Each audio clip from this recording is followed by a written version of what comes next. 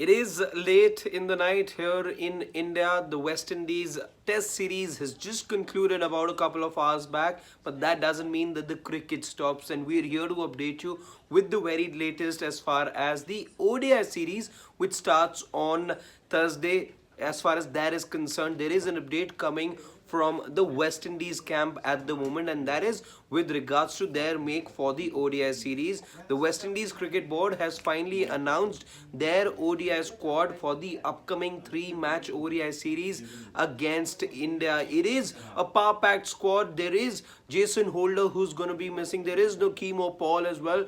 We've got all of that for you over the next couple of minutes. I'm going to be breaking down that West Indies squad for you for the upcoming ODI series, which starts on Thursday. And let's just talk about who these players are, what the squad's going to be like. Shea Hope's going to be captaining the side. And remember, all of this happens after a 4-day camp was conducted by the West Indies Cricket Board in Barbados. That's where the series starts. And after a 4-day camp, there were about 20 odd players, 25 players who were in the mix, who were in consideration. There's a standby list as well that has been announced by the West Indies Cricket Board. But finally, after a 4-day camp in Barbados, they have put together a 15-member squad for the upcoming three-match ODI series against India. Remember, India have already announced their squad, and later in the video, I'm just going to be reminding you about India's squad as well, because there are a couple of noteworthy names in the India squad as well, a couple of players you want to be looking forward to in this ODI series. But very quickly now, for all of those joining us right now, let me tell you that there is news coming in from the West Indies camp. They have gone ahead and announced their squad for the upcoming ODI series, and there is one key person as far as West Indies are concerned who is going to be missing, and that's Jason Holder. But very quickly now, without wasting any of your time, let's quickly run you through the full squad as far as West Indies are concerned. Like I said, Shea Hope is going to be the captain of the side alongside Rovman Powell, who will be his deputy. Then Alec Athanas will also be there. Remember, he made his test debut just a week back when you played that first test match between India and West Indies in Dominica. The Dominica lad made his debut. Then he gets a place in the ODI side as well, and it'll be interesting to see because he looked very confident in the two test matches that we saw played between the two sides. Athanas looked one of the better batters from the West Indies side. Then you've got Yannick Carrier, who's there in the squad. Casey Carthy is there. Dominic Drakes also makes it to the squad. Then comes in Shimron Hetmeyer. Shimron Hetmeyer making a comeback to the West Indies side after a long gap. 2021 was the last time that he played for the West Indies in the ODI format of the game. He's not played any ODI cricket for West Indies after a string of low scores that he had. But remember, Hetmeyer does have a big 100 here in India, though. Okay, it was against India that he scored 139 in Chennai. But so much changed for him after that. There was a string of low scores that meant that he had to go out of the side. But after a long haul now, he is finally making a comeback into the ODI setup for the West Indies. Then you have Alzari Joseph, the speedster, who will be there in their side. Brandon King also makes it there. So does Kyle Mayers. Kyle was again very impressive in the T20I matches, rather the IPL matches that he played in this season. He was very impressive over there as well. Blew hot and cold at times, but then those powerful starts, how can one forget that he was giving to his franchise? So he'll be one player India would want to be wary of. Then you got Jaden Seals as well, who makes it to the squad. Romario Shepherd also happens to be there. Remember, he played first in the Delhi Capitals squad, wasn't quite retained later on, but has the ability to have to bowl at a decent pace and is a decent bat as well, Romario Shepherd.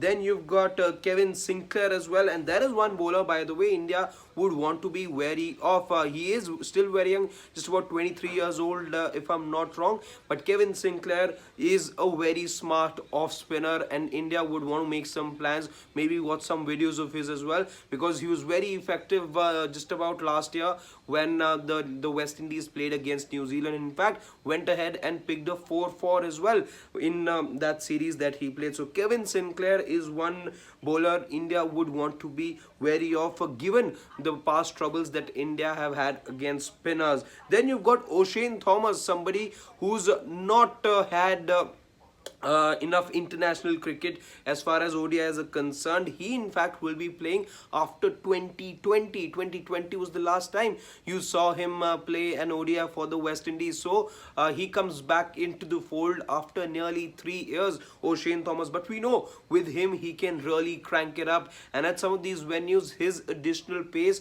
is something that the West Indies could really make good use of. In fact, I think he definitely will be a starter as well, given all the pace that he comes in with. I think he will be a handy bowler. Then of course there is a standby list as well, additional players that were also there, and they happen to be on standby. Let's tell you about who these other players who were there in the mix as far as the 4-day camp, which we'd earlier spoken of. As far as that is concerned, there are players like Kevin Wickham, Obed McCoy, Jay McAllister, then you've also got McKenny, Clark, Roston, Chase as well, and Dennis Bully. All these guys were also there, but they've been put on standby, but they were part of that 4-day camp that was held, a special camp, an ODI camp that was held in Barbados for the upcoming ODI series. And players have been selected, keeping an eye on the T20I series as well, even though the T20 series, which starts only after the conclusion of the ODI series, no mention of that squad as yet. Two misses over there as far as West Indies are concerned. No Chemo Paul, no Nicholas, and by the way, there is no Chemo Paul because he was injured. So for that reason, Chemo Paul isn't there.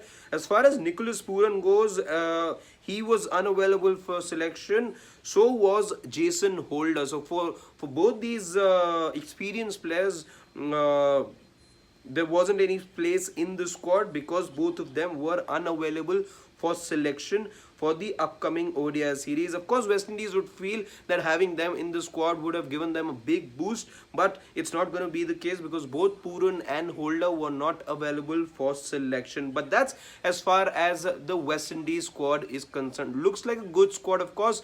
With Pooran and Holder, the squad would look much better, but you've got the likes of O'Shane Thomas, you've got the likes of Hetmeyer who are going to be there. There is Alzari Joseph as well, Shea Hope. So a couple of these players you want to be looking at along with Kevin Sinclair as well, a guy who really excites me. But very quickly before we wrap up, let's run you through the India squad as well. The announcement had come in a while back, but very quickly just want to remind you guys, since we're talking at this hour, let's talk about the Indian squad as well. Captain of the side will be Rohit Sharma. There will be Shubman Gill, Ruturaj Gaikwad, Virat Kohli, Surya Kumar Yadav. Sanju Samson is the designated wicket keeper, along with Ishan Kishan. Hardik Pandya will be the vice captain of the side. Then of course you've got Shardul Thakur, Ravindra Jadeja, Akshar Patel, the spin twins in Yuzi Chahal, Kuldeep Yadav, then followed by Jaydev Unadkat, Mohammad Siraj, Umran Malik and Mukesh Kumar. So that is what India's squad is, but the West Indies also going ahead and announcing their squad for the upcoming ODI series, which starts on Thursday. We here at Sports Day look forward to your company for not just the ODI series but the T20 series as well, which starts after the ODI series gets over. Remember, 5-match series, out of which the last 2 matches, which are going to be back-to-back, will be played in Lauderhill in the United States. So we look forward to the 8 remaining matches in this series. It's been a good start for Team India, a 1-0 clean sweep, a 1-0 series win for them. They would have, for them, they would have wanted a clean sweep, but that wasn't quite the case because the rain gods intervened on day 5 and there wasn't any play that could happen. But India winners of the Test series. Thank you guys for joining us at this very late hour. But the sport never stops, and neither will the coverage here at Sports Day. Always a pleasure talking to all of you. Good night and take good care of yourselves.